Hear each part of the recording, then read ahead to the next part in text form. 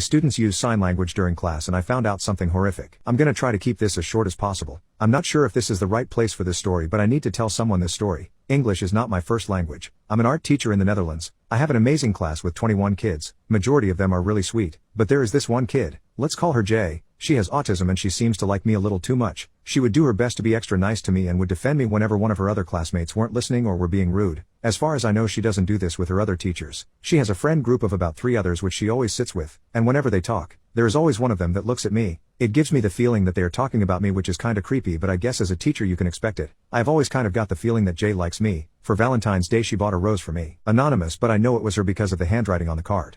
On Monday she was always earlier to class than the rest, 5 minutes earlier than class started, and she would be slow with doing her work on purpose so she could stay after class with me. She would also always tell me stories about things at home, that she doesn't like her family and other stuff. She would also very often come into class with bruises and other injuries, but that might be for another story. And she would just be overly nice to me. I would never call her out on any of it because I thought that maybe I was just delusional and it was just her being different. But here comes the actual part on why I'm writing. Last week I was teaching them and Jay and her friends were speaking in sign language. Usually they would just be talking, but Jay was sitting alone on the other side of the classroom because she and her friends were being quite annoying. I know sign language because my brother is deaf, but I never told the class this so they didn't know.